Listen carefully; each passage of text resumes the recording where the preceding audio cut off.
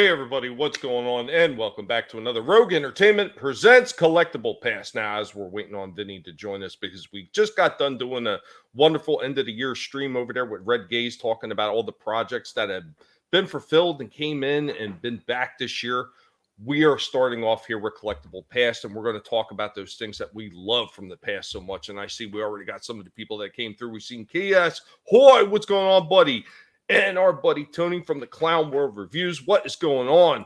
Chris Fierce, what's up, Chris? How you doing? Parrothead, what up, Parrothead? Show us the piggies. Well, here's a piggy right here.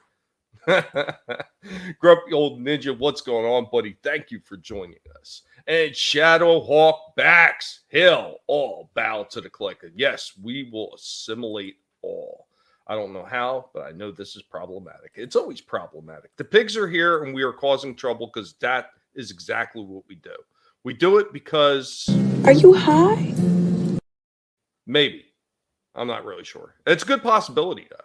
But I want to start off by just talking, once again, I know I've talked about this in the past. There's a lot of projects out there by these different companies who are taking the retro designs of older toys and older franchises that we love from the past, and they're doing them right. So I'm going to play a small clip just to get us in the mood for some of the retro things that are being done right.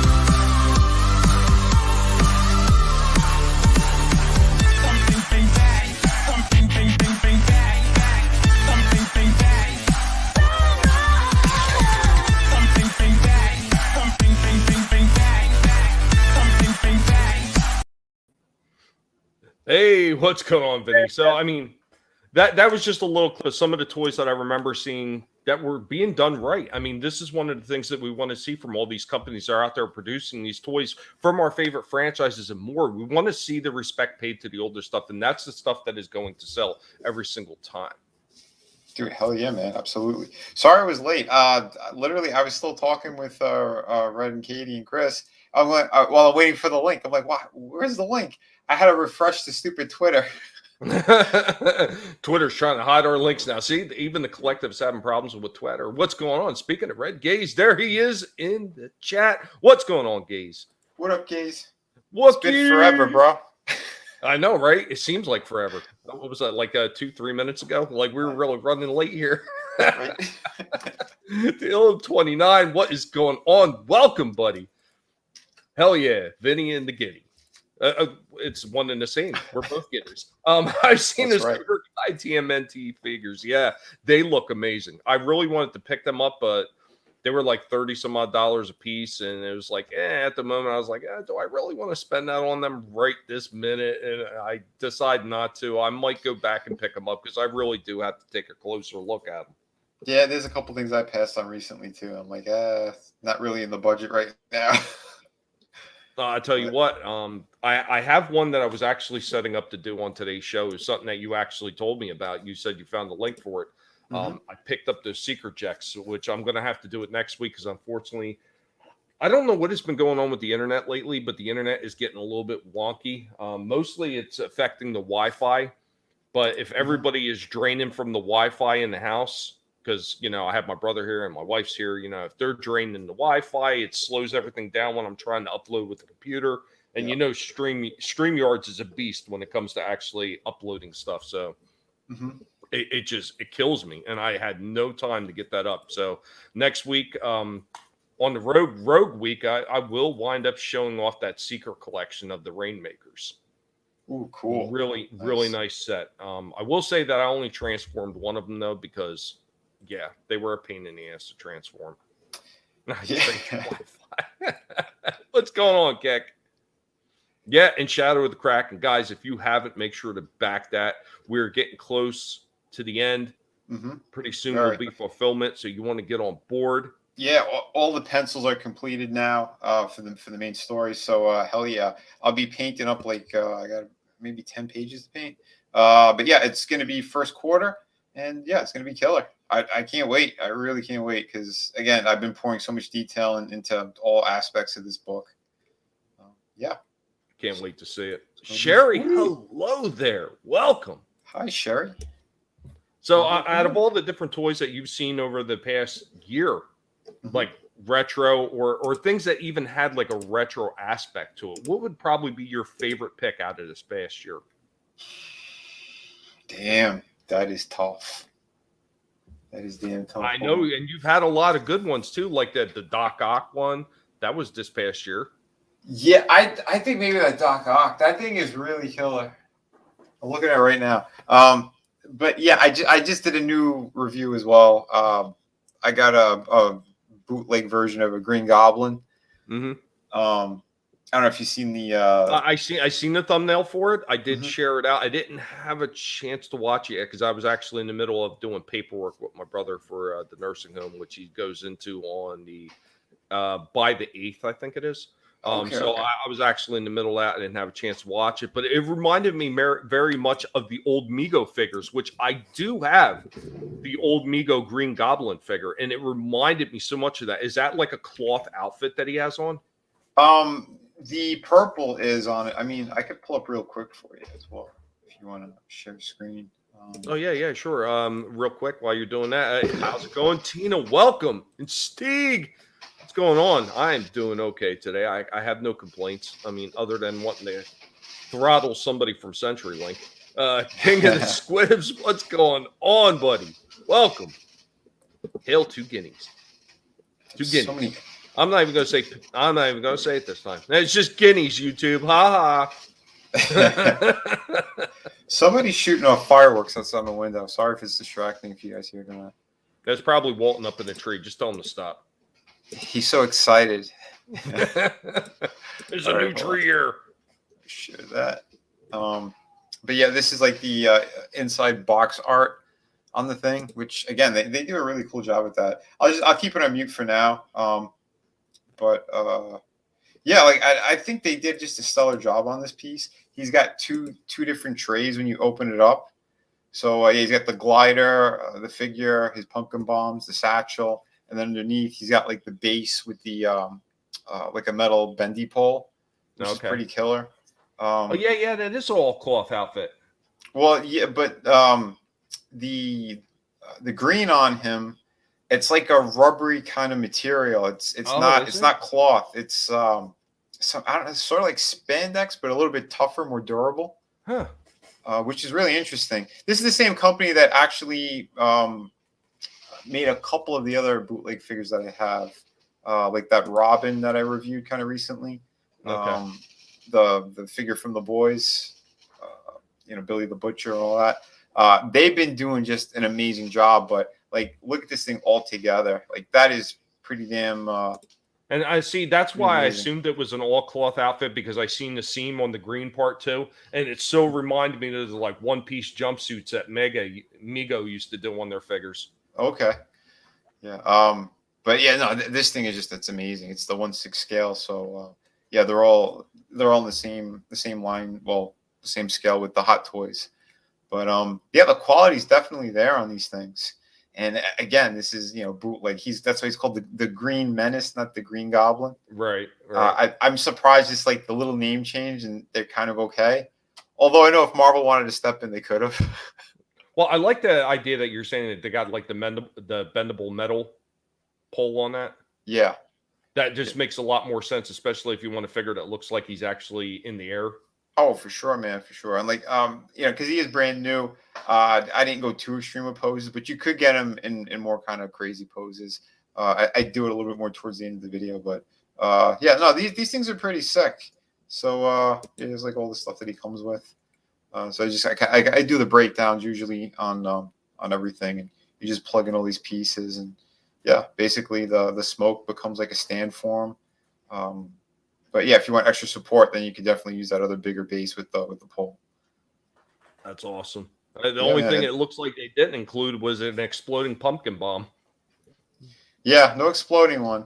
I thought maybe like a Norman Osborn head, like human head, would have been great too. But then it's like, what version did they do, right? Since this is more kind of comic book like, it's not really based on the movie versions. But like I said, all in all, just really, really cool. The articulation's really nice on it too. It's good. It's smooth, the joints. But yeah, like that green suit goes all the way around. So there's a little bit of restriction like in the midsection area. But, you could probably work it a little bit more depending on, what you could do. But yeah, it's like I said, the quality on these things are exceptional. And he looks fantastic. He's one of my favorite Spider-Man villains. So like, yeah, I wanted to get this version. The Power Ranger suit, like from the original Sam Raimi movie, I was never really a big fan of that. Although I loved Willem Dafoe. That's why I'm happy in the newer movie. He barely has like that look. They change it kind of quickly because he doesn't even need a mask. That face is so, it's so Goblin-like regardless. But yeah, dude. But yeah, I had a hell of a time shooting this thing too, and like I said, you get him in some really great poses. But yeah, like I said, he doesn't even need to stand there. So, like I said, you have options with your figures and what you'd like to do, which I really dig when companies think a little bit more.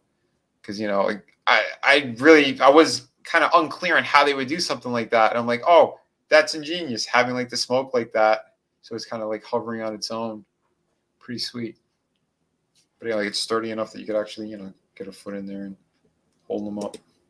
And yeah, I had to make sure I had a Spider-Man in there at some point. But yeah, I did that do. Does look amazing though. Oh, it really does. And yeah, that's the official Hot Toys Spider-Man from Far From Home. But yeah, they look fantastic together. The scaling is great. You're gonna like maybe at some point just set them all up like Doc Ock, him, like every single one of them. Well, I do have a shelf that has Doc Ock, Mysterio. I can't fit him on it because it's too big with the glider, but they're underneath. So yeah. But awesome. Yeah, it's beautiful stuff, man. Beautiful stuff. So guys, be sure to stop by Vinnie's channel and see the full review on this. Yeah, please do. Yeah, I went up today anyway. But yeah, go check it out. I have a ton of different pieces and reviews on them, and some of them gotten just like a ton of different ton of views. Like people really like the female figures. I have a couple like I have a Resident Evil one, the Ada Wong. That thing's got over 1,000 views. So yeah, people have been digging those. But that's another kind of, the Ada Wong is a custom that I did. The chick with the red dress from Resident Evil. But yeah, I got the head sculpt from one place, the body from another, her dress from somewhere else, and kind of just like they call it like a kit bash kind of. Yeah. But yeah, excellent stuff. Awesome. Say hello to some of the people that popped up into the chat. What's going on, Jens? My buddy. What is up, Tim Possible? Aloha. Hello. What's up, Tim? Soul Assassin. What's going on, Soul Assassin? John Campia would be all about that Green Goblin figure. The bulge. The bulge. The bulge. Oh, a little bit of Fauci. You're wrong. You're wrong. But I think you are right though. I think probably the Doc Ock is maybe the figure for me of the year, because like just overall the appearance of this thing is just, it's killer. For the people who haven't seen it, I can just show you real quick. This was a stupid thing. You can do it. Do it. I'll do it all night long. Bam. There he is. So yeah, this piece, yeah, this thing was just kind of mind blowing. And every single one of those, like in between all these points for the arms, they're all ball jointed. So this thing could twist and turn in all kinds of different ways, which is just damn impressive. Although I know they use more like a stock body for the main part, but it's mostly covered up anyway because you have two different jackets on them. You could zip up one of them too. It's very sturdy. But again, this is a third party, and you know, I think this guy sold out like 3 times. And there's, I think, another batch they're doing now. But yeah, this is Toys Era, and they just call him the Ock for anybody who's still, if you're looking for him. But yeah, very cool piece. The likeness is really nice on this thing too. Although I swapped out the goggles because I have like the Aviator sunglasses, and I think it's a better look anyway. It's kind of closer to what he had in the movie, or like when he robbed the bank. It's awesome, though. I mean, I remember back in the day, if you wanted to get a Doc Ock with bendable arms, probably the closest you ever came is when they had the wire, the rubber arms with the wire in the middle. Yeah, there's like, you know, a couple of holes every like inch or half inch. And you know what the problem with those things were over time. The wires come out. Yeah, or if they didn't come out, they would break, especially if you had it stored anywhere where there was any kind of condensation whatsoever. It would get in those little freaking pinholes that was every so often, every like inch or so on the bendable arms, and the condensation would get in on the wire. It would rust it up, and it would just snap. Yeah, it sucked, man. They did it with so many figures, though. You know, fun fact too. This is the very first figure that I reviewed for the channel. So yeah, there you go. Go big or go home. That's it, man. And I did. I went big. But yeah, don't worry. In the new year, I got a couple other new pieces. There's one that's I just picked up the other day. It was a Marvel Legends. I've never seen it before in stores. Yeah, I'll be reviewing one of those. And I think I'm going to attempt to do Devastator. That is going to be so interesting. Are you going to do like I was suggesting, like maybe do the breakdown of the individuals as separate videos? I think so. I'm going to have to. Yeah, because I think that would be too much to try to incorporate in one video. Yeah, he's massive, and yeah, that video would be way too long. So yeah, I'll break it up, but yeah, I'll do just like you said. I'll start with Devastator, show the details on him, you know, points of articulation, and maybe how it connects too. That could be fun. But yeah, because I haven't even had a chance yet to transform the little guys yet. When I got it, I just kind of put it into the transformation to build Devastator. And I went for it at that point. And people still, they want me to do the review on this figure too. So I might be doing him kind of soon. Because he popped up in a couple of my videos, the Spider-Man ones. Well, the villain ones in particular. And that head it's an official Hot Toys head, but I think it's a recast. I got it on eBay, but the quality's fine. It looks great. But the figure itself it's official. The Spider-Man is official. It's the video game version, the PS4. So he comes with a ton of shit. So that's why I haven't done that one yet, because it's just lots of little parts. It's just it truly does amaze me though, with like the Doc Ock and some of the other ones that you've shown, like how much attention to detail these third parties are willing to put into these figures that the main companies are just unwilling to do or just can't do. Yeah, see, this makes no sense to me, because they've done like every single Iron Man that you've seen in every movie, including Iron Man 3 when he did the protocol, and every one of those versions of them, they made them all. So why the hell didn't we get any villains from, again, like the Spider-Man movies or some of these other, you know, big movies? It kind of makes no sense to me that third-party companies have to do it. That's fine, because the quality is getting better and better. No, you know what? If they were smart, and Nerium, hello there, welcome, hail to the rogue piggies out there, hail to chat, the rogue piggies.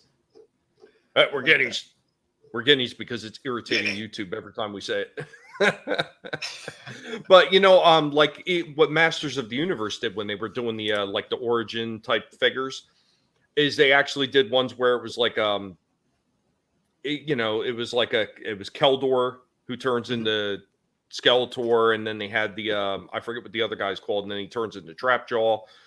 Stuff like that is really interesting, and I don't understand why companies that are holding these Marvel products don't think about doing something like a history of the Vulture, of Doc Ock, like put him how he appeared early on in the comics, through the changes in the comics to the movies, and why don't they do stuff like that? It's a good question, man. It makes no sense. It's I don't know. It's really, really odd. So again, like I said, what Hot Toys did too. It was Iron Man was their big money maker, and now they moved over to Spider-Man. They're doing every kind of different version of Spider-Man. Well, I'm kind of shocked that they actually did Mysterio. But yeah, where are all the other villains? Like, what are they doing? They're sleeping on this shit. You know? And there really is no excuse for it either, because you know when it comes to the movie rights, okay, Sony holds the rights to Spider-Man and all the characters associated with Spider-Man. We all know that. But they do not hold the rights to any toys that are being produced. So there's really no excuse of why they're not being made. Yeah. If anything, maybe they have to, depending on the contract for the actors, you might need their, to get their likeness and cut a deal with them. But, yeah, it all depends, really.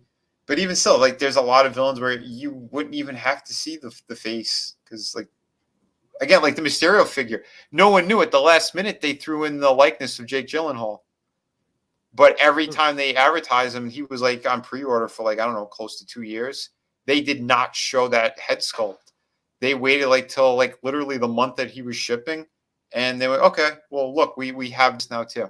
I was like, oh, okay, that likeness was fantastic. And like they almost didn't release it.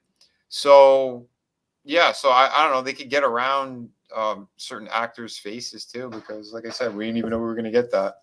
Yeah, well, like you were saying, like most of the characters that are in Spider-Man, and most of them are masked anyway. I mean, there's like only a handful that weren't. Craven, I think Craven is one of them. Beyond that, I'm actually drawing a blank on who else except Doc Ock that shows his face. Yeah. Oh, Sandman. But you. Oh yeah. If you're gonna do Sandman, like I understand, like they did like a diorama base using him in the past, but I would like to see what's his name, the actor who played him, the guy from Wings. I'd like to see the version with the green and black striped shirt. That would be fantastic, and just like do his arms all sand. Well, even the Vulture to a degree, Glenzer, he was partially covered up. Like his face was partially covered up. Like I don't think it was enough to really identify an actor if they made it into a toy. Right. There's actually a third-party company that made the Vulture, and I think that figure is like, it's insane money. I think he's around like $600 or something. Wow. But his wingspan is massive. It's like I think 3.5 to 4 feet. Jeez. Yeah, it's insane because he's, it's 1/6 scale. So they got as close as they could. Let's see if I can find it here. Yes, I do have it. Yeah, this thing is absolutely, it's bonkers. Hold on, let me share it. And Glenzer, welcome to the chat. It's good to see you. Yeah, that's Iron this thing Scavenger. This thing is damn impressive. Well, that's the thing, right? They keep changing the names, so yeah, they kind of get away with it. But and they said this is an actual real leather coat that they made as well. So and I see like the little fur top too. Yeah, it's amazing, man. Like these people, they know what they're doing. He's got die-cast parts on him. And I believe he comes with like a really big base too that you could kind of like in the movie when he lands in his hideout, it's like 2 poles, and it kind of like the wings rest on it, but it's substantial. Like this thing it takes up space. Holy shit, does it take up space? But it's damn accurate to the movie and what they did. So like I said, there are companies that are willing to do it if Hot Toys won't or other companies won't. It's just, again, these are very limited because once they're gone, like, good luck finding them in like the aftermarket, like eBay. It's insane. absolutely Well, insane. when you get to figures to that size, they're not even really so much figures at that point. They're almost more like works of art.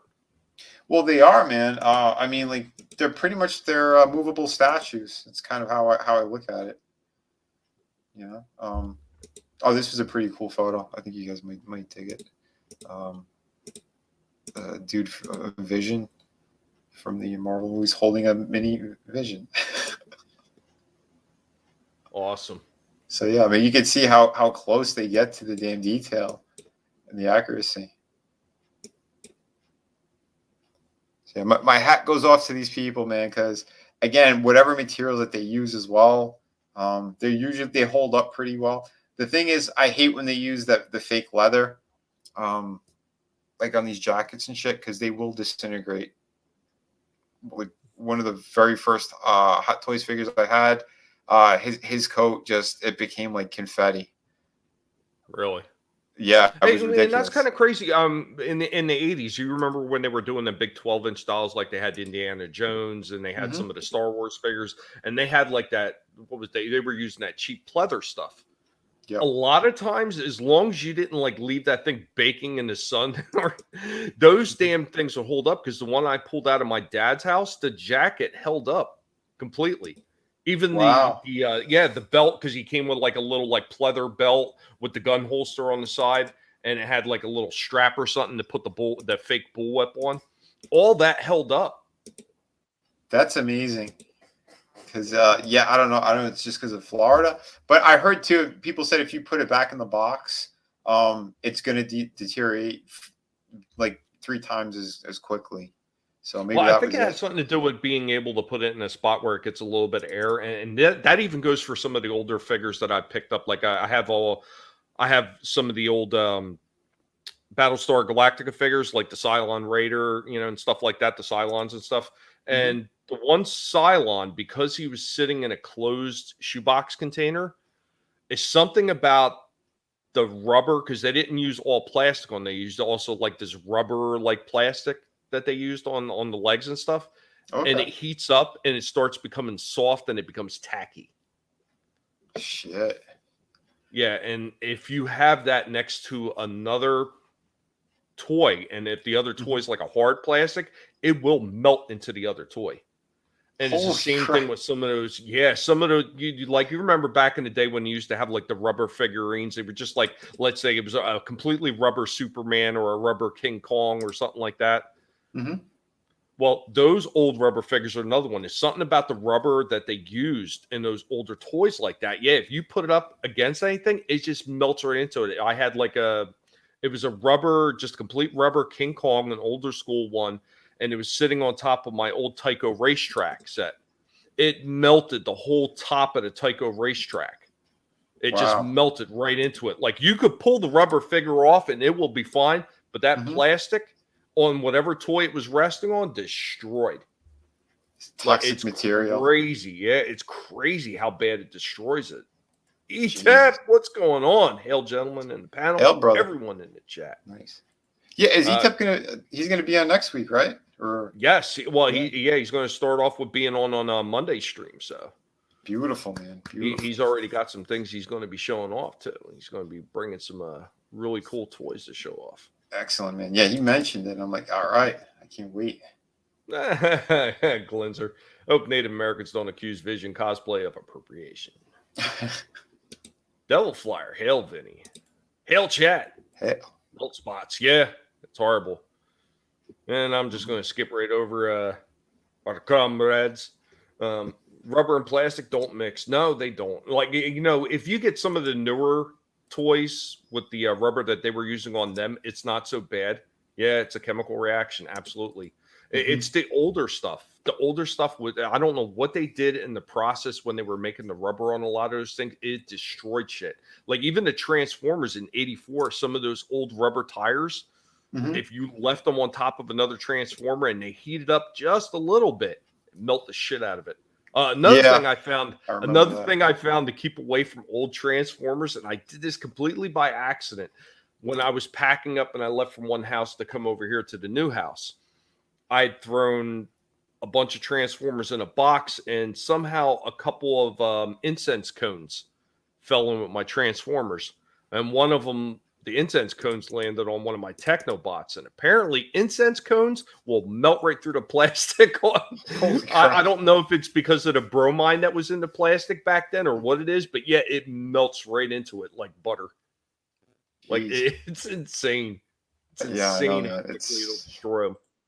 Yeah, it all depends on the material these people use making this stuff. But yeah, it's something else. We need better quality, damn it. Yeah, well, I mean, they have improved a lot of the plastic over time. Unfortunately, some of the plastic they're using, like with some of these companies, it's cheap. I know you've seen that with that Bumblebee from the Origin, the Buzzworthy Bumblebee line, the Bumblebee Origin figure. Like some of that plastic in that felt so cheap as compared to the Kingdom and some of the the other parts of the Siege line. A little bit. I mean, he's such a small figure. I don't know. It's kind of durable. Well, I don't know. Did you ever pick up any like the little Battle Master figures that they had for the Siege line? The ones that turned into weapons? I think I have one or two of them. Oh, they are teeny tiny, and I swear the plastic on those feels sturdier than that Buzzworthy Bumblebee Origin figure. The problem is, I know because his like that outer shell part of him, it's so thin. And the thing is, they didn't put any metal pins in the parts that are supposed to flip over. Because like I even showed you that time after a stream. I'm like, look at this. Like, it just popped right off. They use like the friction joint. But yeah, they left a spot for a metal pin to go through, and they didn't add it. So it's like, what the fuck was the cutting corners? It's cutting corners. Cutting corners. Yeah, it's cheap shit. But the plastic itself though doesn't feel that bad. Yeah, I think it was the back end, the very back end, the little flip over pieces. They were so cheap, and the arms felt cheap, and they constantly kept popping off on me. Okay, yeah, I noticed like with smaller figures, they do kind of half-ass it. The bigger ones are the ones that they know are going to make big money, like that Optimus with the trailer. He's going for $50. So if they skip over there on quality, I think people would rip them a new one. So I was like, okay, well, the budget for the year is this, so we'll put all the big money into the bigger name figures, and the smaller ones we'll go cheap.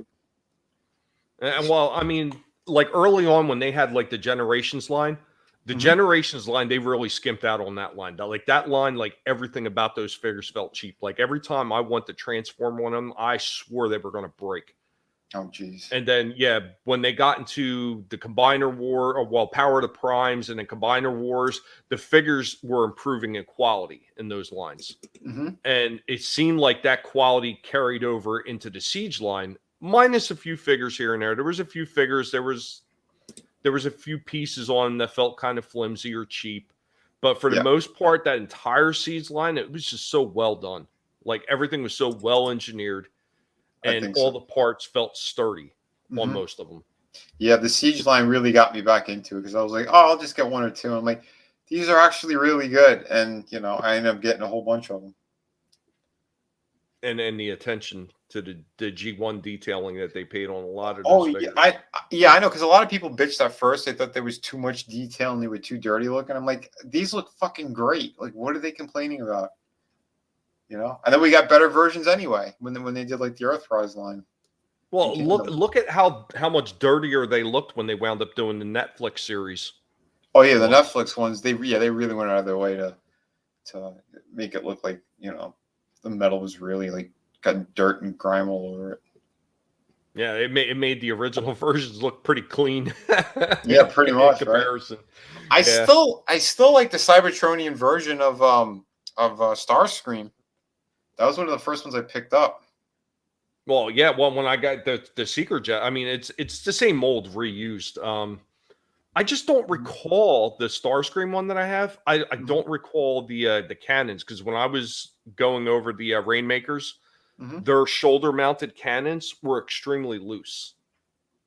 Yeah, I noticed that with some of them because I have Thundercracker. His are super tight.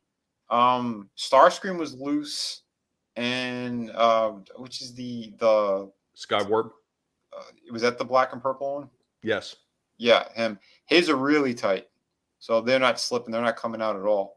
And all the ports are pretty much like that, which I'm happy about. But yeah, Starscream, he had loose ones on my version anyway. But yeah, no, those figures are amazing. I love the Cybertronian look, and I love the Earthrise, the fighter jets. And I know eventually what I'm going to wind up doing is I still have to do both of my Starscreams. Like I haven't done reviews on either one of them yet, so I'm probably just going to do the Cybertronian one and the Earthjet one together in one review. It just makes sense. Oh, yeah, eventually, I'll wind up doing those same ones again. Like I'll incorporate that video and I'll do the old G1 versions, and maybe I'll throw in some of the other ones like Combiner Wars or whatever. Like I'm going to do a video where I have like all the different versions of Starscream, all the different versions of Megatron that I have. So that'd be great. Yeah. When I busted out, what do you call it? Optimus, the big one, the bootleg one. I showed like 3 other ones that I had. No, it's always so much fun. Like, well, that was one of the things I was talking about with the Optimus Prime figure alone. I remember at one point I had 3 different versions of Optimus. I had War for Cybertron, I had Fall for Cybertron, I had Generations Orion packs, and there was one other one, and of course the G1 version. Yeah, and all of them were right around the same damn height.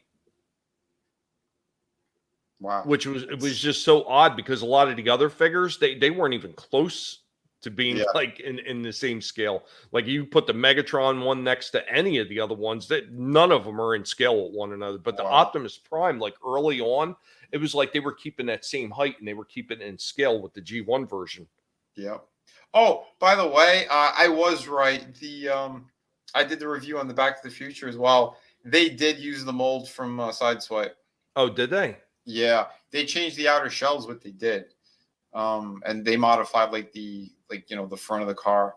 But yeah, it's the same exact transformation. No, it just didn't look. It didn't look the same to me because I know I had a Sideswipe back there somewhere, and it didn't even strike me as the same mold. Yeah, because the transformation is exact. There's no difference. Even like the way that like you push the black blower parts of the car on the back of the car, and it flips out the front like that, for the feet, so you can pull the feet out. The whole thing, the arms, how they fold in, but they have the extra feature they added was that you could open up the doors. Right, but that was part of the transformation anyway. So yeah. But like I said, it's pretty much the same mold. They just they changed the outer part of it, and they kind of did re-engineering in order to, like I said, make the doors work properly and all that. But dude, I have a Jetta, like the solid, die-cast cars. I forgot what scale it was, but it's close to that same size. And the detail in the Back to the Future figure is more accurate than in the Jetta one. Wow. Which I was kind of, my mind was blown. I was looking at the 2 of them. I found it afterwards, after I put my review up. I'm like, shit, I could have put that in there side by side. Well, I know there was one thing that you touched on that I forgot to touch on when I did my review was like the little Mr. Fusion that was sitting on there and all the teeny tiny little detail paintwork that they put on that thing. Oh, I know. You need a magnifying glass, but like it's written in there. I don't know how the hell they do it with the, I guess like the laser printing. Yeah, it was absolutely amazing that they added all that. I mean, because I noticed it right away, obviously, because when I transformed it, I put it on there because I had to take it off the gun because it comes packaged like that. But yeah, I don't know why I failed to mention that. I mentioned the flux capacitor on the chest, and I said the dates were on there. But yeah, I forgot to mention. I was like, damn, Vinnie mentioned that. I was like, see that? Hindsight 2020. Yeah, dude, it's all right. I mean, it happens, man, and that's why people can watch both reviews. And yeah, it's a good thing. Probably should wind up doing a review at some point and just put the Sideswipe. Now, which Sideswipe did they take them from? The Earthrise or the Cybertronian one from Siege? I'm gonna have to look that up real quick because I get him confused. He's I don't have him handy because I would have put him side by side. Tell you in a second. So I'm trying to remember which one I have because when I wound up picking up some of those ones, I picked up. I seen them by name and I picked them up, and I looked at them. I took them out and I looked at them, messed with them a little bit, and then I would just put them back away because I didn't have a lot of time really to sit there and mess with all those things when I first came home. So Yeah. I fail to remember which one I got. I don't remember if it's the Earthrise or if it's the Cybertronian one. And I know there was some variations between the characters when they were redesigned for the sets. Some of them were exactly the same. Some of them were like changed a lot. I'm looking at it right now. It looks like it's Siege, because I know between Siege and Earthrise, they changed the paint job on them, because there's also the blue version. They have the red version and they have the blue version. I think the blue one might have been of the Walmart Netflix exclusive. Okay, yeah, because there was one of the Autobots that was sitting in a medical repair bay that was all blue. I wonder if it's supposed to be like a side character. Yeah, because in the cartoon they were using the same molds and they were models, and they were just they would do like generic Transformer laying injured. They did it throughout those seasons, but the regular, the classic, like the red one, it's the same exact kind of the body, but they changed again, like the back part of it, because he had a very flat back because it was just the top of the car, but on this one, like, they redesigned it so that you could have the those, what do they call them? Is it suicide doors or suicide doors? Yeah, that they flip open like that. But the mechanisms and how they did it, the way that you put the legs together and you flip them over, all that shit, it's identical. Identical. Identical. But yeah, still very cool, man. Like I said, I don't mind at all because they're both beautiful figures. Hey, Ancient One, what's going on, buddy? Hello. Getting the links out there. Awesome. Thank you, my friend. I appreciate that. Yeah, thank you so much. Now, because I unfortunately could not get that damn review of the Seekers, the Rainmakers up, I did have something else already in the tank, something I was holding on to just in case. Because with CenturyLink, you'd never know. Yeah, their internet is so bad. It's just so inconsistent. They drive me crazy. You can't even get any consistency out of them when you try to call customer service. But I actually did a short video on some of the older stuff that I have. I mean, we are Collectable Past, so hitting on some of the older stuff falls right into line with what we're doing here. So here we go.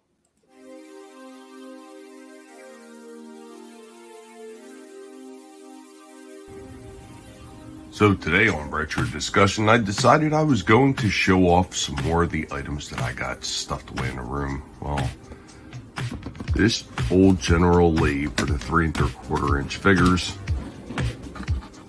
is something that I've had since the 80s. Now, while I didn't have all of these guys since the 80s, as you can see, there are quite a few of them, some of them in various states of disrepair, and then some of them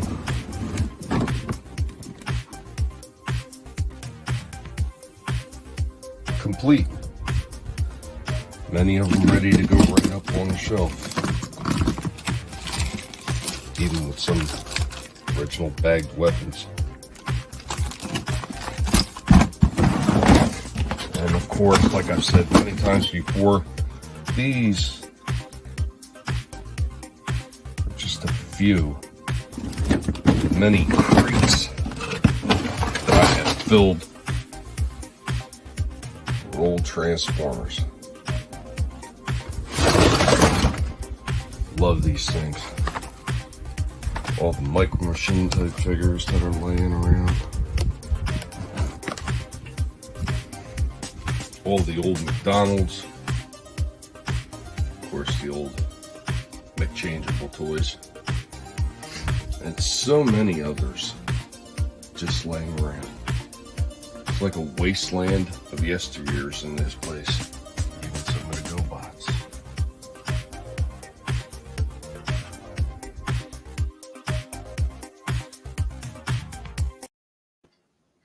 So yeah, that's just a few more that I was showing off. I mean, once again, that's just one small little like dresser type end table thing that I got filled with all of them. Some of them like on the top, obviously, are the ones that I still need to finish repairing, that I need to find parts from. But a lot of the ones that are sitting in the drawers are the ones that are part of my collection now, ones that I've already completed from all the parts that I've gathered over the years. So yeah, man, those are beautiful. That Shockwave is just, that's a killer looking piece too, man. I forgot how big he was. oh yeah, he's huge. Him and the Jetfire one from the Macross line. Yeah, Oh yeah, they're ginormous. gorgeous. Yeah, I have I've three of never them. had I a. have three Shockwaves sitting there. That's amazing. Yeah, I never had Shockwave, so I've never seen how big he actually was in person. But yeah, man, that is amazing. Your collection's sick. That's like The I said. micro machines That's only a small portion of the collection, though, Vinny. Oh, I Like know, a dude. small portion. Like I know, that's man. like nothing. I see them stacked to the ceiling. The all the totes you have and all that. Yeah. Oh, it's sick. There's so many of them. But yeah, just the Transformer ones. Must have. God, what is it? 452 gallon. Yeah, it's either 52 or 48 gallon totes. I got 4 of them filled with Transformers on top of that little display thing that I was opening the drawers on. Dude, And that's just some of the stuff. Then I've got like 4 28-gallon totes filled with all the newer stuff like Earthrise and Siege and Kingdom. dude, that's something else. Shit. One day I want to get out all those Siege ones and the Earthrise ones, but I can't right now. I got zero space. And if you would have seen all the ones that I've sold over the years, oh man. Oh, I believe it, bro. I believe it. Well, on my Twitter page, like like if you clicked on my name and you went there and you seen I got like a backdrop picture sitting there with a whole bunch of Transformers. Mm-hmm. All the ones that are sitting in that picture are ones that I've sold. Some of them actually, but it's just all those were sold. That's awesome. Yeah, you have some killer ones. Yeah, well, over the time when I was collecting all the parts, I wound up with so many different parts and so many different figures that I was like, man, I could build mine and I can build more and just sell them. And that's what I did for the longest time until it became too expensive to even buy the parts. Oh, yeah, dude. Yeah, those things are all going for an arm and a leg. Yeah, man, that Astro Train, those triple changes those are nuts, man. I remember back when those came out too. And even the newer one, the one that they did for Siege is like damn impressive. Like my mind's kind of blown of the engineering that goes into these things. Yeah. Did you ever watch the Netflix special, Toys That Made Us? Oh, yeah. I think I've seen all of them. Some of the stuff that those guys said that they did, and I actually have a book that talks about what they did too. Like they went through they were making almost like wooden statues of some of these Transformers early on. Like they were whittling wood, so to speak, in a way. They were doing some of them in clay. They were doing some of them wood, and they were creating all these different things and all these different parts to try to figure out, okay, well, how can we engineer this in a way to make this car turn into a robot?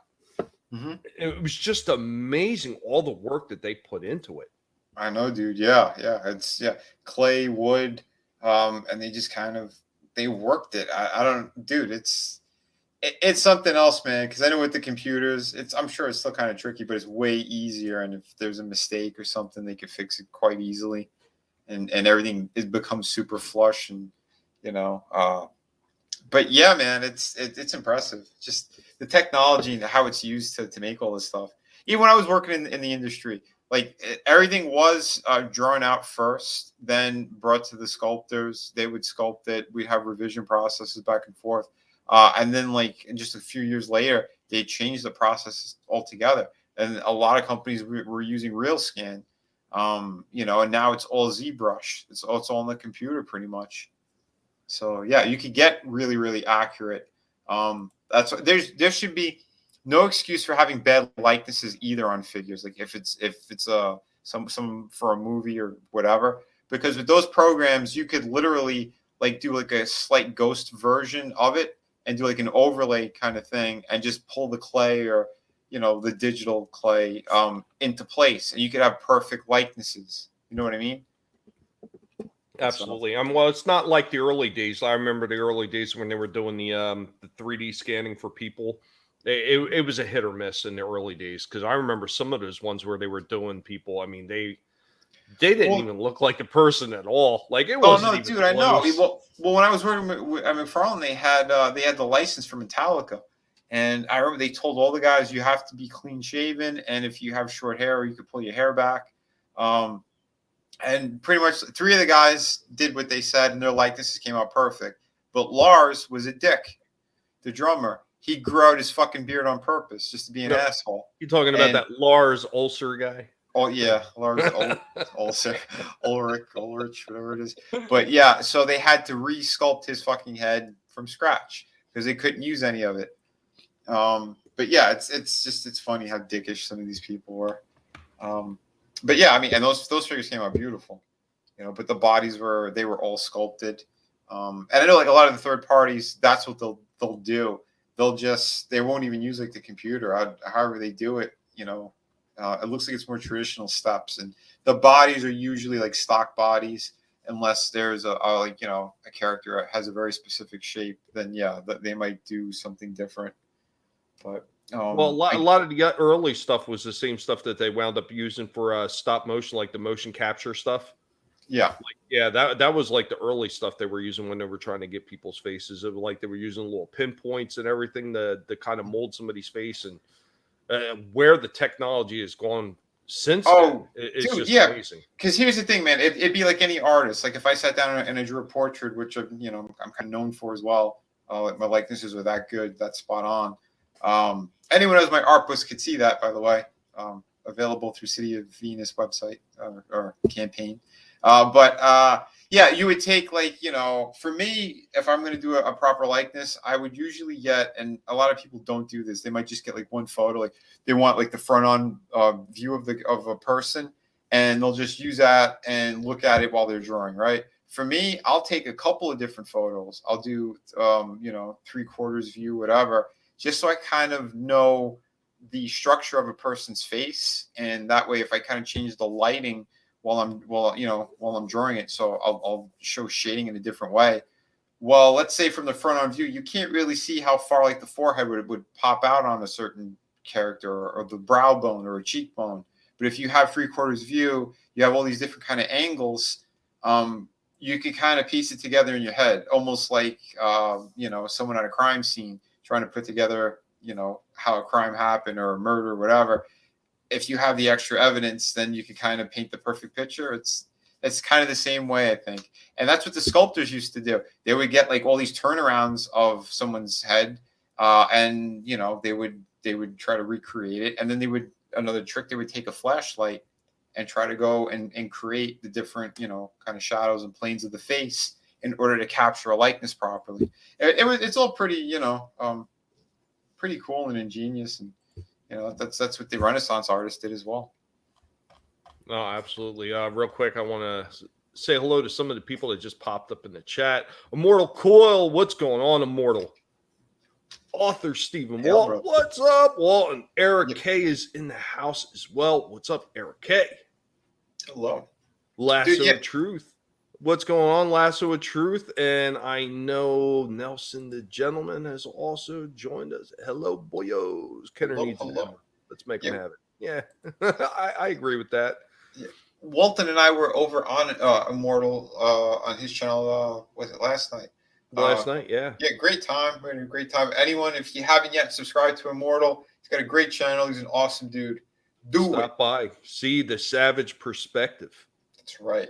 Your future minister of whiskey mysticism. And tickle the algorithm. I'm missing one part in there. I'm sorry, Mortal. It's been a minute. I couldn't stop by this week, and I couldn't even stop by last week because I've been having like issues taking care of things in the house and then with the internet, unfortunately. So, Frog G, what's going on? Tickle the algorithm. Smash the like. Dingle the bells and subscribe. Whoa. Well, hey there. Nice. Extra treatment. You mean you don't like cross-eyed G.I. Joe?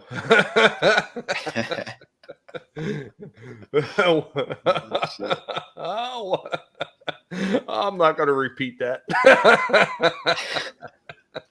Real quick, fake super chat from Ancient One. Super chat, colossal size bag of premium lettuce and premium cabbage for Tommy, the guinea pig, and his wife, and the guinea pig pups, so they can weekend complete happiness. Thank you, Ancient One. I appreciate that. It's hard to read those things really fast. Oh yeah. You know what? You're never late, Lasso of Truth. You are here exactly when you were meant to be here. That's it. You're right on time. Always right on time. You know it. Yeah, I seen Steven said it. Where is it? There we go. Boom. Astro Chain was my favorite next to Shockwave. You know, I was actually surprised at how small that original figure of Astro Chain was when I finally got, because it was one of the ones I never had when I was a kid. Yeah, I didn't own it. One of my friends did, and you know, I did get to mess around with it a few times. But yeah, that thing was impressive. I did like it, man. But yeah, you had a bunch of other really cool ones that, you know, and that's what it was too, man. We couldn't always find these things, and I don't know how it was back in the day, but I know like we get all these scalpers now, but I don't recall, you know, being like in a Toys R Us. There weren't like really scalpers back then. It was a matter of luck of whether or not that toy store actually had them in stock at the time. Right. Because there was actually quite a few figures I was looking for early on, and I could not find them. I would have to go to multiple stores. Like I had the original Devastator set, and I bought them individually because the only way you can get like the full Devastator set as a gift box, I think, was through a Comic-Con or something.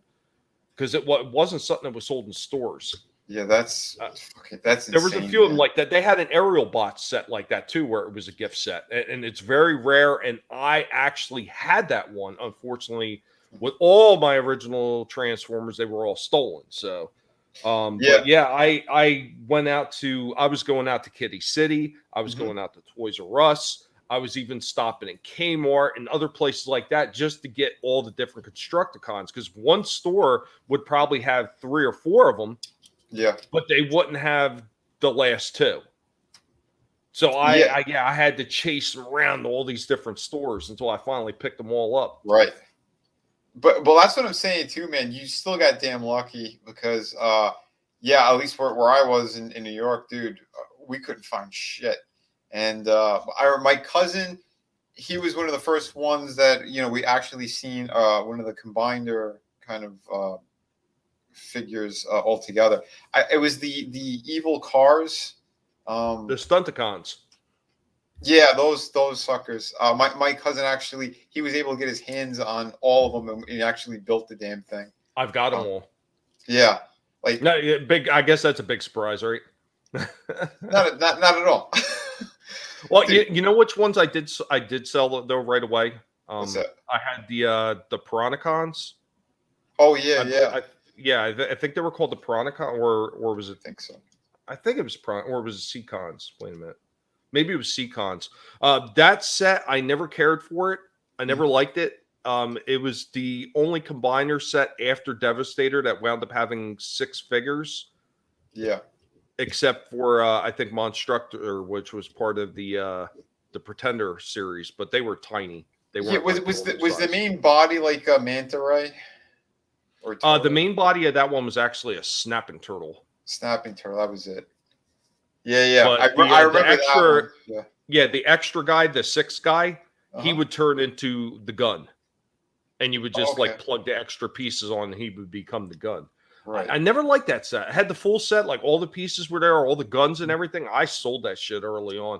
I forget how much I got for it, but it was an ugly design. That's why it was ugly. Oh, it was so terrible. He looked bow-legged too. Yeah, I was like, you put it together, like, okay, what do I do with this piece of shit? Oh yeah, there's the trash can. But yeah, like the aerial bots, I have all the aerial bots. I have all the Stunticons. I have all the Combaticons. I have all the oh god, what were they called now? They formed Defensor. Protectobots. The Protectobots, I think I have all the Technobots too, but I'm not 100% sure. And I have all the Terracons. The Terracons are the one where their leader was like a double-headed dragon. Oh yeah, that was kind of cool looking.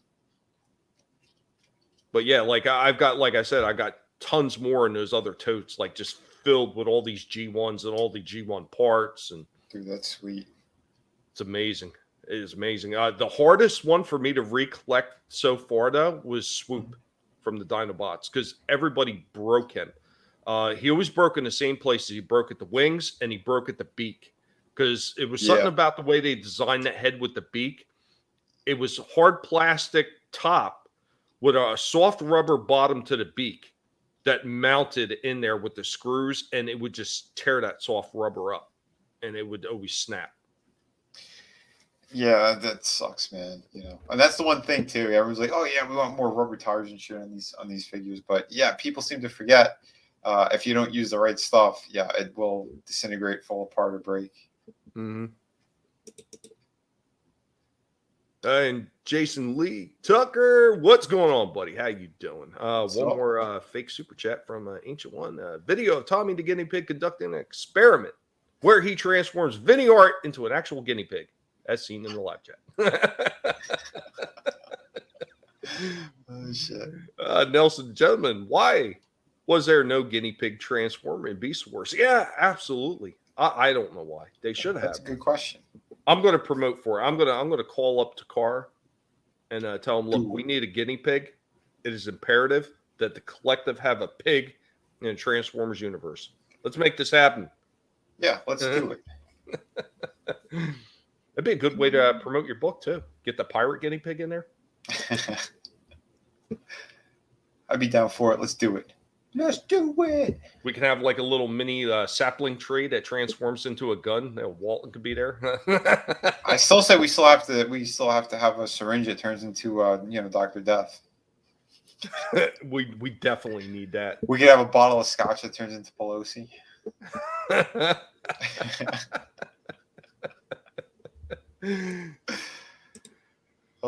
Instead of saying transform and roll out, unscrew the top and let's drink, bitch. Fall down and roll over. Holy hell. Just lay there and take it. I hit the wrong thing. Yeah. That's it. Booster. Hit a button on it. Time to take your booster. I'm telling you, that would be the perfect name for that Transformer too. Booster. Booster. Holy shit. What would you call Pelosi as a Transformer name? That would be an interesting one. I probably can't put that name on the figure. Is it that bad? Yeah, they're all that bad. These murdering bastards. They will all get theirs eventually. Yeah. Hopefully sooner rather than later. Boost the skill level on the back would have to be 0. Yeah, right. Oh, dude, I got something cool. It's kind of retro anyway. It's I don't have this. These photos were from one of the toy groups I'm on Facebook. I think this company's 30 is the name of it. Look how sick this Rambo figure is. Oh, there's a couple of shots. Damn. Dude, that's unbelievable. All the little scars and everything too. Yeah, I think they have like his arms. It's some kind of like kind of thicker rubber. But there is like articulation in it. It's like how can I explain it? Because I think it's like ratcheted. It's kind of like the old Barbie dolls. Sort of, but yeah, at a way more durable, I think. But yeah, it's pretty impressive how they did this stuff. So that's pretty dope. That looks good. He should have had like alternate hands, like covered in blood and shit. Ripping out people's throats. What's the other one I had? Oh yeah, dude, look at that Robocop. Damn, that looks badass. Yeah, I believe this one is Hot Toys. Like official Hot Toys. Look at the paint job. How they put like that metallic blue and purple in there as well. Like mixed with the silver paint. Well, I That is remember gorgeous. when Takara actually, because everybody credits Hasbro with it, but it was actually Takara was like the first company to start doing that metallized vacuum paint jobs when they were doing their micro change line and some of the stuff on their Diaclone. Mm-hmm. They were some of the first companies that were doing. I mean, I know there was a few other companies that were doing it, probably right around the same time, but they were doing it on microchange Diaclone, and they were also doing it on their old Microman lines because all the heads on those were that vacuumized metal Oh chrome. yeah, dude, you're right. Yeah. And they came out in like 70, what was that, 75? I think they first came out with Microman because they were also they also did it in the what would be the grandfather to Microman, which was Hench and Cyborg line, which was remolded from the old 12-inch GI Joes.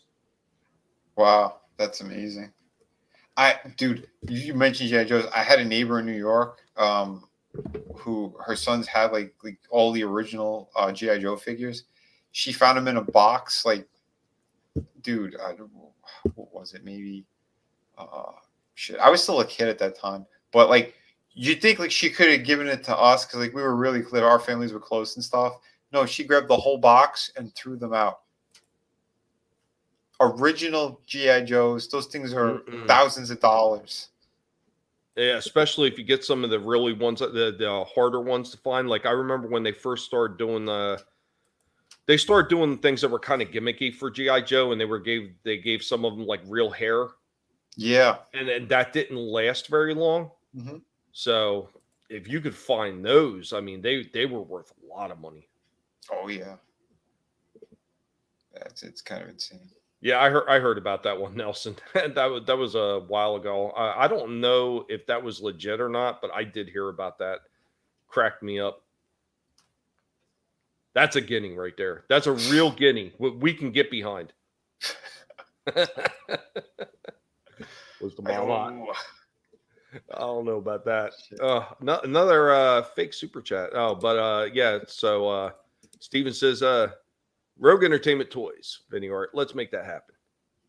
Yeah, man, that'd be great. That'd be I got ideas. I got ideas for some of that stuff. I spent so much time repairing Transformers, taking them apart.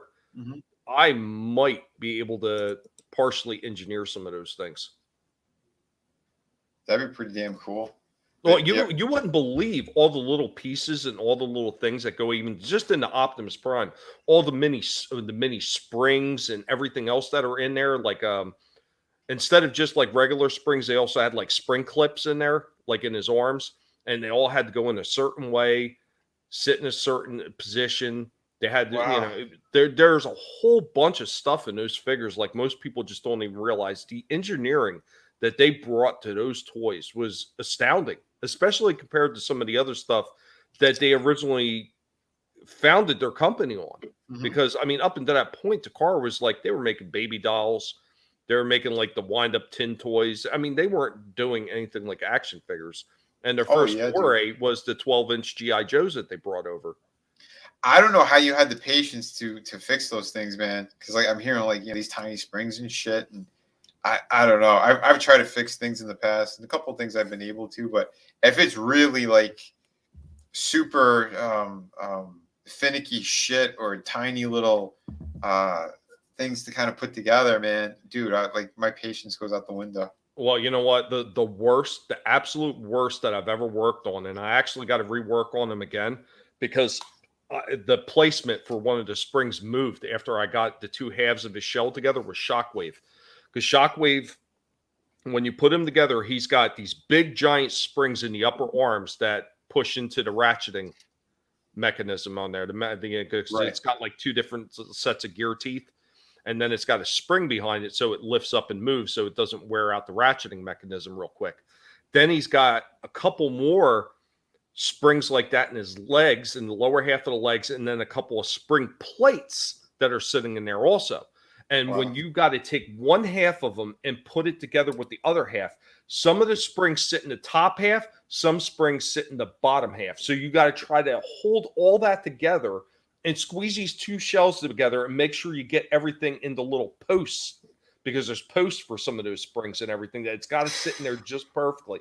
Oh my God. I spent probably like 2 or 3 hours getting them together, and I finally got them all together, and it felt like I got them together right, and the legs were loose. And I was like, oh, come on, man.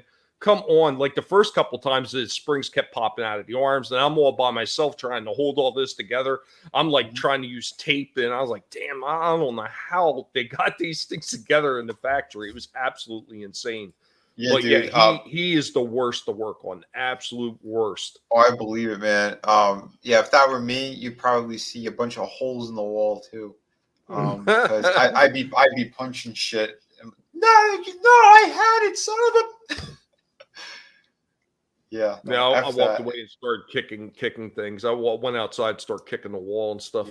Something I can't break. Well, hopefully not break. Oh, I found I do have a photo of well, yeah, my figure of the year. It's kind of crazy too. You called it almost spot on. That I said like out of the 6 scale figures that I have, yeah, it's Octopus. I found the shot with the Aviators. Okay, well, while you pull that up, I'm going to read this other super chat real quick. Yeah. Video of Tommy the guinea pig, where he knocks on someone's door as someone sees a cute fuzzy guinea pig, weaking as he knocks the person right on the floor and nibbles on toes. That is a very good possibility. I might do something like that. 400 babies. Nice, man. But yeah, let me zoom in for you. Like there, that's pretty killer. Awesome. Like, yeah, he has the goggles and shit too. But yeah, I forgot where I got these Aviators from, but they are metal. The frame is they're metal, and the lens is obviously plastic. But like, look at the texture they did too on the coat. That's pretty damn sick. But yeah, beautiful stuff. Even sewn in fake pockets. Yeah, dude. Yeah, they went above and beyond. Some of these figures actually they do have like legit working pockets on them. I'm not sure. I got to look at that one again in person, but yeah, dude, I'm very, very impressive with these companies doing how they do it. But yeah, I don't know. Like again, the movie just came out. You'd think Hot Toys would be like, okay, here's an announcement. We have, our official Dr. Octopus or our official Green Goblin. Nope. But they released, like, I don't know, 3 other Spider-Men and another new Doctor Strange. I don't get it. I really don't get it. I'm not sure what time Drew is actually supposed to go on. I don't know. Red says 9. I thought he was 9:30. I don't know what time he's going on. Who knows? It's so hard to keep up when these times seem to change. But I thought it was always 9:30. But who knows? Walton could be wrong again. Decepticons, Cave of Toys and Villains. Man, I was at my vintage toy store today. Awesome. Nice. Hey, you missed it earlier, man. I showed off some of the Decepticons that I had in my collection. Yeah, they're beautiful. Yeah, we are really considering doing that. This is something legit. I've actually been thinking about it. I've already got my brain racked with a million other things, but why not add one more? They had graded Madballs in Star Trek and Star Wars. Graded Indiana Jones. Awesome. Oh, that was something else I just dug up last night. So one of the reviews is, Son of a Red Shirt, what's going on? Hey guys, just dropping in to say hi, leave a like, and wish you all a very happy New Year. Sorry, as hard as I try, I can't bring myself to make a New Year's Eve guinea pig related pun. No, it's okay. I hope you have a pigly New Year. Yeah, definitely. Have a very happy New Year, everybody, please. I look forward to the day I'll be watching the news and hear about a rampaging guinea pig tearing up a city after getting angry with a toy. It's going to happen. I guarantee it's going to happen. Shit. But yeah, I was actually planning on doing some of the G.I. Joes. But what I wanted to do is I didn't want to just do like a review of the 2 G.I. Joes that I picked up. I wanted to do a review of the G.I. Joes I picked up with the old ones standing right next to them, the ones from the 80s. And I was going insane looking through all these crates last night. Like I damn near broke my back trying to go through all these crates. I like laid out on the floor a few times. Oh man. But I was going through all these crates, could not find what I was looking for. I found a whole bunch of other G.I. Joes. Like I found like one of the original Bat figures with all his attachments. I found that samurai guy, Bushido, with all his attachments, and he came with an awful lot. Those bat figures, I mean, I love those things. Even when they first popped up in the cartoon as well, like the design of it, the colors. Oh, dude, those were sick. And I know that they have what do you call it? The classified series, the ones that are like 6 inches. Yeah. Their new series that they're dropping, they have a bat in the collection. Awesome. Yeah, they were well designed for little 3 3/4 inch figures. They seriously were, man. Is capybara a guinea pig on steroids? They're part of the same family. They are two different, distinct species, though. Go back and get a video. Awesome. Do that, man. Do that. Oh, Pegasus' actual podcast postponed till next week. Oh, okay. All right. Yeah, because normally I'm pretty sure he goes on at 9:30 is what he told me. So normally by now he would at least had it posted on YouTube, and I didn't see anything. That's why I was kind of wondering if maybe he was running late or okay, so he's postponed again. He probably threw his dong out there. It probably hit something, caused some damage. He's probably on the phone with the insurance company trying to get repairs done. Be careful with that thing, Drew. That thing is dangerous. I trip over mine all the time. Well, guinea pigs are low to the ground. We don't have a choice. Of course, we're going to trip over it. Oh shit! But yeah. So I want to do that. I want to do it that way. That's the way I want to do it. I did pick up the larger figures. I think they were from the movie for my brother. I mean, all the ones I reviewed. Yeah, the same one, Storm Shadow and Snake Eyes from the movie. Yeah. So he'd seen those, and he was always a big fan of Storm Shadow and Snake Eyes. And I was like, dude, I said, if you want it for Christmas, just get it. I mean, it's like dealing with a kid. I mean, quite honestly, for as much as he remembers. So I was like, yeah, you just get him, Yeah, that's cool, man. Yeah, but one of these days, I definitely want to dig out all those G.I. Joes I just pulled out. Like I found Xandar, I found Zartan, the original Zartan. He's missing a few pieces though. I found a couple of the other Dreadnoks, but I've yet to find the rest of that collection because I had a pretty big collection. What I used to do is when I was a kid, when I was done playing with them, I would take them and put them in a baggie, tape it up so I never lost anything. Yeah, dude, that's a good thing, man. Yeah, I have a whole bunch of them. I get like those kind of sandwich bags with like the Ziploc on it. Yeah, because again, we have so much shit. Like again, and we weren't really keeping a lot of boxes either. But yeah, you don't want to lose that kind of shit. No, Nerium, you are absolutely right. They do. They can live by each other. I actually seen a few videos where people have capybaras with guinea pigs in the same cage.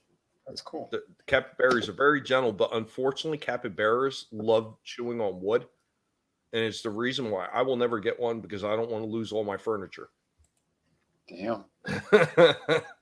I know they do that. But I mean, there's so many other toys I would love to review right next to the original ones.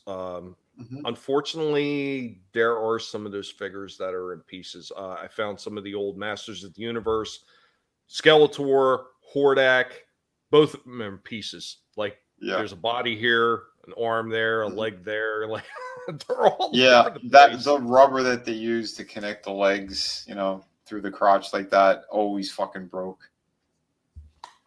And it's a shame, too, because I found the original He-Man and the original Buzz-Off, both of them in perfect shape. Oh, wow. Dude, that's awesome. And considering the way that my dad piled things in that house, I was actually shocked that I found them in one piece. I did a review early on when the retro He-Man came out, the part of that origin line, and I put them side by side. Very, very similar. I mean, granted, there were a few changes that they made, but they can kind of be overlooked. The only thing that kind of drove me crazy was how much they changed the head sculpt. Yeah, the original head sculpt was so good. I hated the one that was on the retro one. That's when they came out with the battle damage, the battle armor one.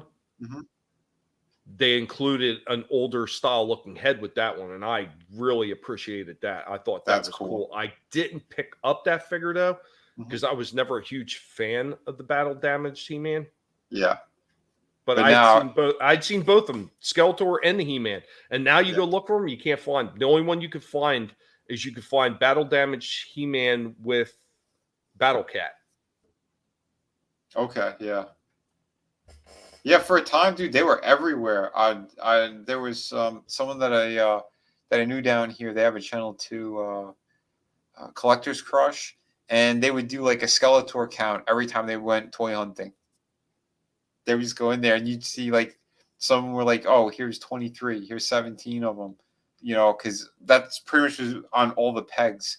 A couple of He-Man, and just everything was Skeletor. No, most of the ones I went to, yeah, it was the same story, except it was a pretty good mix of He-Man and Skeletor. And I was talking about that early on when I did my review.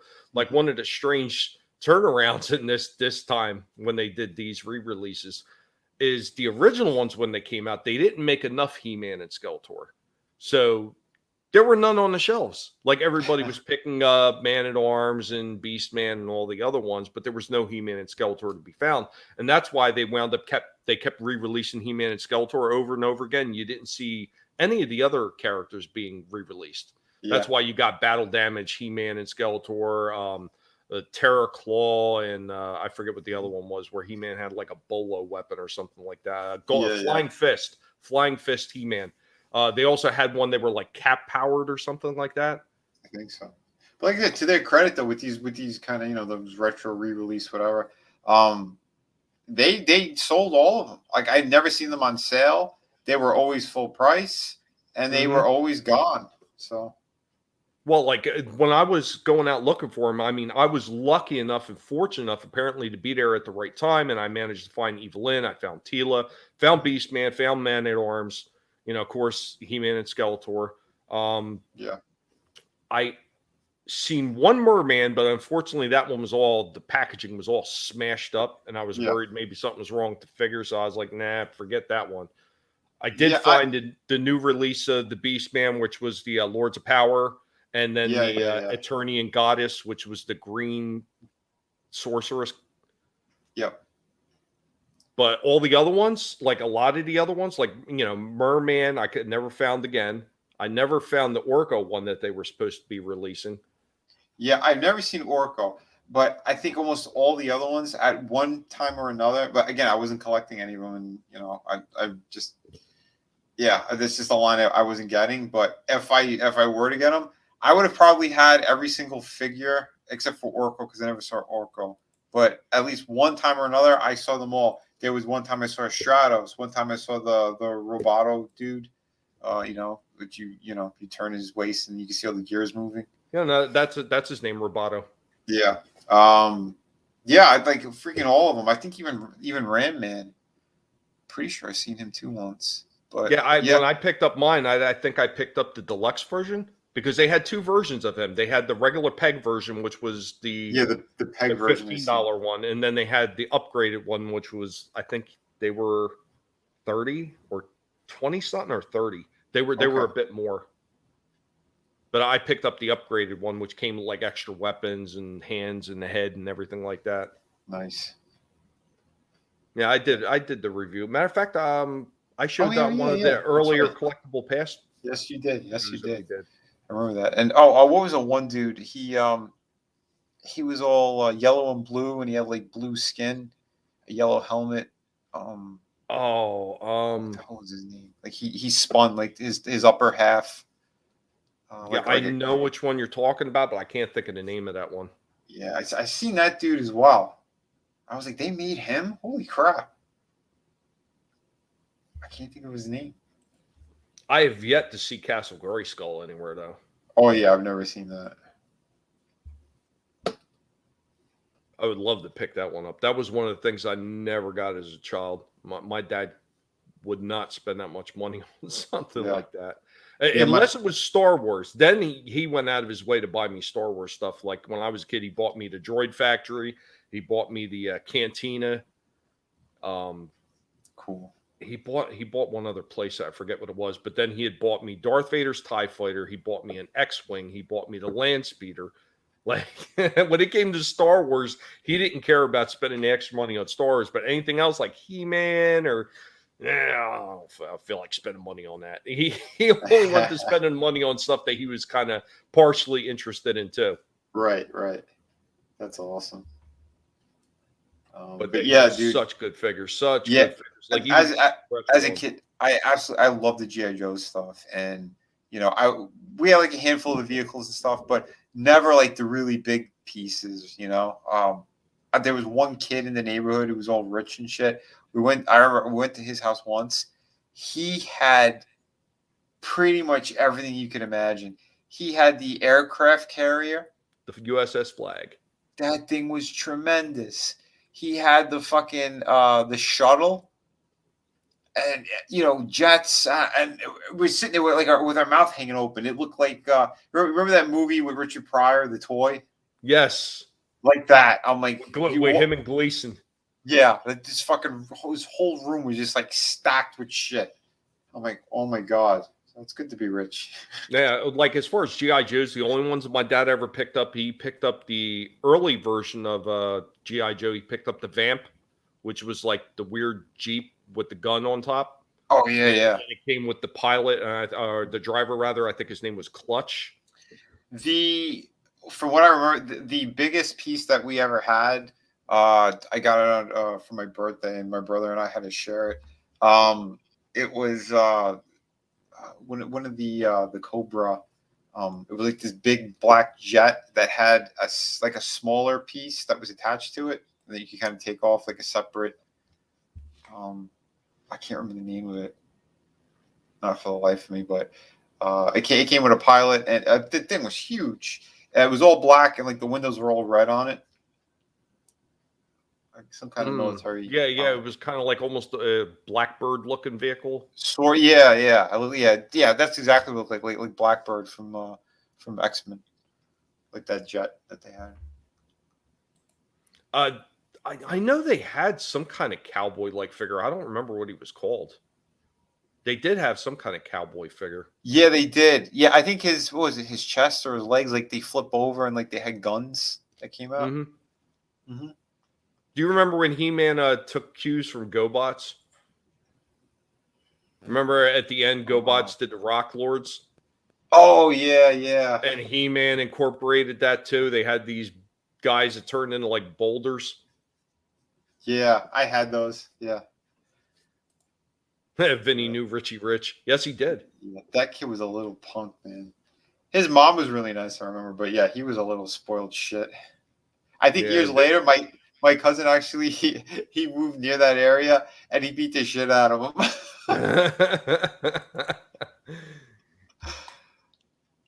I think kid. I'm trying to remember. There was one other piece my dad picked up in G.I. Joe that was a semi-larger piece, and it was some kind of artillery gun. Okay. I don't remember what it was called, but I remember it came with a guy that sat in the chair for the gun. Yeah, I don't remember the name of that. But I had, one of my favorite figures was the Sergeant Slaughter with his like little warthog vehicle thing. That thing Slaughter's Marauders. Yeah, that was fucking cool. Yeah, my brother actually had the mail away one, where he had like that two-tone, blue and light green or whatever the hell that shirt color was. And they made some cool shit. Yeah, I was talking about that too. I was reminding my brother because he was like, "Oh, I don't even remember that." I mean, his memory's bad anyway, and like even like things from that far back, he's having like difficulty remembering it. But early on, G.I. Joe did a mail away. Where if you sent your information, like you checked off all these boxes, what your character wanted, what you want your character to look like, what you wanted in your bio, your nickname, blah, blah, blah, and you mailed that off to them with proof of purchase and plus whatever the shipping and handling was, they would actually mail you back a figure with a printed bio for your character and like a letter from Hasbro saying that this is an official G.I. Joe from that program that they were doing. That is cool. I found that at my Damn. dad's house, and I was like, wow, he's got the original paper, the bio, the figure, like all together. I was like shocked. Oh, holy hell. He did it for himself or he did it for you? No, he did it. He did it for my dad. Did it for him. So Nice. That's I mean, awesome. you know, like the only thing I remember my dad sending away for me is when they did the early Boba Fett, which Yeah. was the mail away. Mhm. He did that for me. Oh, very cool. And contrary to what people say, like there were early ones with a rocket launcher that fired, that never happened. That was never mailed out. Yeah, that never got released. They said there was maybe one or two that actually somebody mailed on accident. But yeah, Well, they they were were the one never guy officially. I was watching this one guy. He actually has the prototypes, Yeah.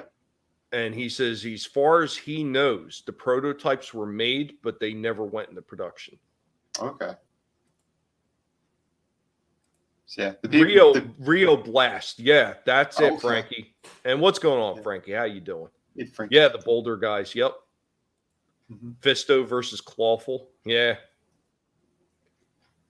Yeah. Thank you, Ancient One. I appreciate you posting those links, buddy. Thank you so much.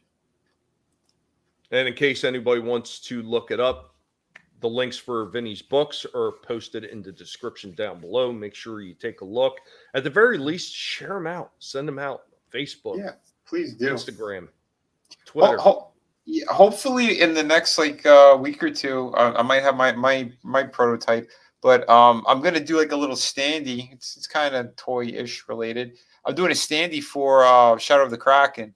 So the pirate chick in the book, which is one of the main characters, and if you go on the actual campaign, she's sitting on the barrel. I'm gonna make that into a standee.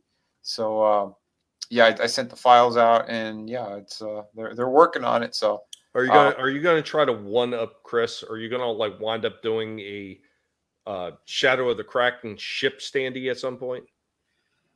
maybe at some point that'd be pretty cool, but it would have to be bigger though. I mean, I don't know. I wouldn't just do a tiny one. I'd want Well, to yeah, go bigger. obviously. But yeah, I don't know. We got to see like price wise and all that. But yeah, I'm looking forward to this because yeah, I love the way that Chris came out, and he kind of he gave me a hand with the files and how to send it over to the company. So yeah, we made sure it's gonna be damn fucking good. And the base, I can't wait for people to see it. I'm not gonna say what it is yet, but it looks killer, kind of all together. So yeah, I'm waiting, and fingers crossed that it turns out the way it should. Awesome. But yeah, because I'll probably do like a short run and put it on the campaign. And if they, knock on wood, if they do sell out, maybe I'll order another batch. See, that's the wonderful thing about all the giant like circle of people that are creating things right now is you are able to see what they're doing and take hints from what they're doing and be able to incorporate it to up your game too. And then of course that makes more people want to, how am I going to outdo them with that? I got to think of the next thing that's going to top that. And it just, the creativeness, something that Hollywood is lacking. Some of these toy companies are picking up on the creativeness though. And whether it's a third party or whether it's these companies like Hasbro that are starting to rediscover their roots by making things G1 looking again, this is the kind of stuff that the fans want to see. And it's inspiring really to a lot of people that want to see this stuff. And it's like, I don't even know how to say it, but it's something a lot of us have been waiting for years after all the trash that has been put out. I agree, dude. There's so much shit that they put out there, but yeah, they're finally doing the right figures now. And that's why like those G.I. Joes, you can't find them in stores anymore. You're lucky if you find one or two of them. I know was it Flint and Lady J? They actually did do a proper release of those figures, so you could find them. But the first line, the first wave, forget about it. You couldn't find one fucking figure. I got lucky once. I went to Walmart and they had the entire series 1. Someone had put it on like the top, like they have. I guess once they sell out on the pegs, they have them kind of stacked above them. And there was another box in front, so people didn't see him. I kind of looked up on a fluke, and I went, "Holy shit!" Are those the figures? And I was able to get the set right there. I've never seen them ever again in a store. Yeah, every once in a while when I go into the stores and I check, and if the pegs are empty, I will look at the boxes above the shelves, because sometimes you could read what's on those boxes and see which company they're from. Sometimes you can't, but Yep. I mean, Toys R Us used to do the same thing back in the day. They used to have those like little flip up. Yeah, but On the top of the shelf, everybody yeah. dove into those. I would go in there and I would take them out, and then I would take them into another section of the toy aisle and hide them behind other things. Yep. This way I can come back and get them later. Yep, that's what people did. Holy shit. Cyber Piggy and Pirate Piggy. I don't know. We're looking into this stuff. The Guinea Pig Collective is on the job. Yeah, I mean, they wouldn't be hard to do. One mold, one simple. Oh, you know what? I think Chris has. Well, I don't know if I want to say that. It'd be up to him. No, it's not something we can discuss later. Yeah, but it's possible, I think. Oh, it's definitely possible. I really, I'm looking into this. I got to look into this design work for the Fauci, though. We need booster. Transforming Fauci. I think it'd be marvelous. I think it'd be a hot seller. I think it'd just sell a lot more than that bobblehead looking thing that they have of him out right now. What if we just go ahead and we do just like a cartoon version and make it more rat and devil like and have like a pull string on him? Oh, that's not. You're wrong, Wayne Paul. You're wrong. You're wrong. Love it. Oh, shit. All right. I think this is as good a time as any to wrap it. I think once again we had some incredible conversation. Normally Drew would be going on in a few minutes, but unfortunately he is postponed to next week. Okay. Next week I will definitely be doing the Rainmakers. I'm going to be showing them off in detail, and hopefully maybe I'll be able to find those G.I. Joes and I'll be able to do the review on them as well. Cool. That'd be great. You got anything in the works for next week besides obviously with your live streams that are coming up that you want to tell everybody about, Vinny? For the show next week, I should have a couple more figures reviewed. There was one that I picked up, one of the Avengers characters, but like from the comic books, Tigra. Cool looking figure. I don't know. I was kind of surprised that they released her, because they don't really like figures that are too sexy looking or whatever. And she's basically just like in a two-piece bikini. I'm kind of surprised that they released this thing, but it might be an exclusive to Best Buy. And it's in the retro, like Marvel Superheroes package. So, I think I'll be reviewing that one for the channel. And, maybe Devastator. I got to see, because, again, it's time for something that big. It's going to take time to kind of break it down and figure out how I'll do it, but he'll definitely be in different parts. But just keep an eye out for the channel regardless. Like I said, we got the live streams on Friday and Sunday. I think I'll still be doing one tomorrow.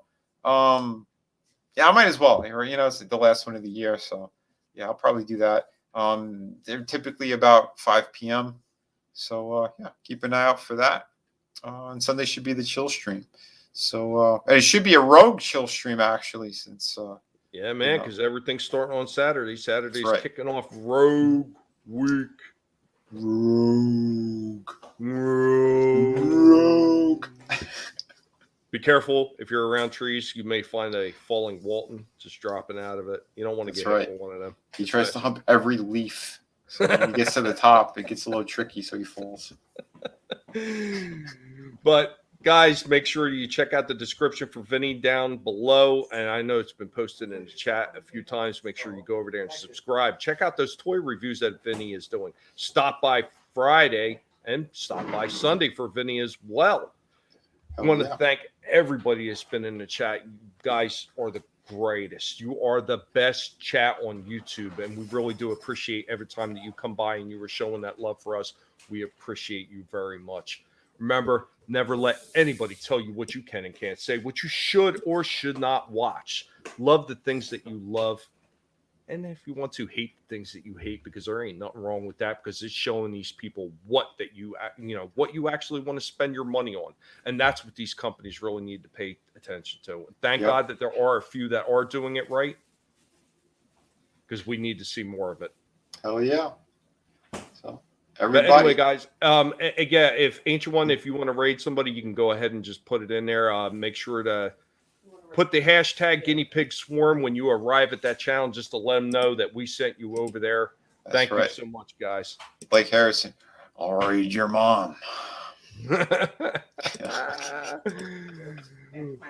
All right, guys, take care, and we will see you next time. Peace.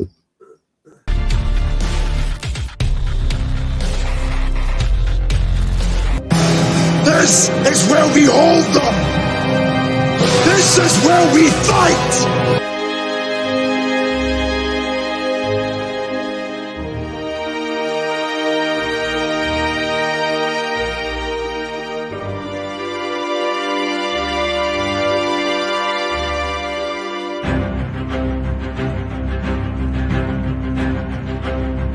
You're not going to get me without a fight.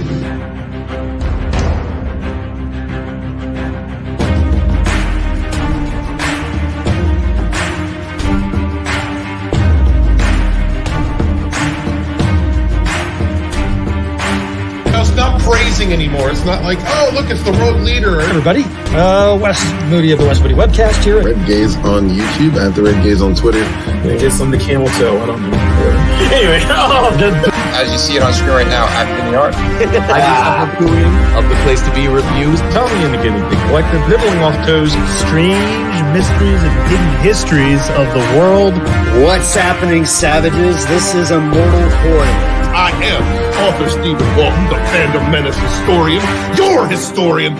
I am the patriot journalist, Drew Taylor, aka Supreme Heretic. By taking some time out of our daily lives to sit down and have a little chat. There are, of course, those who do not want us to speak.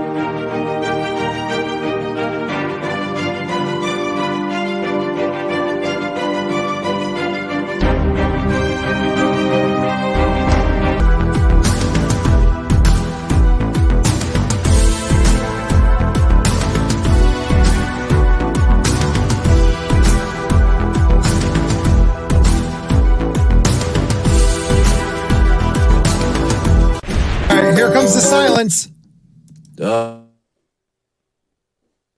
What was that? Was that supposed to cover us up? Yeah, I thought it was a bigger picture. It was not. Yeah, we both look like idiots. We really did.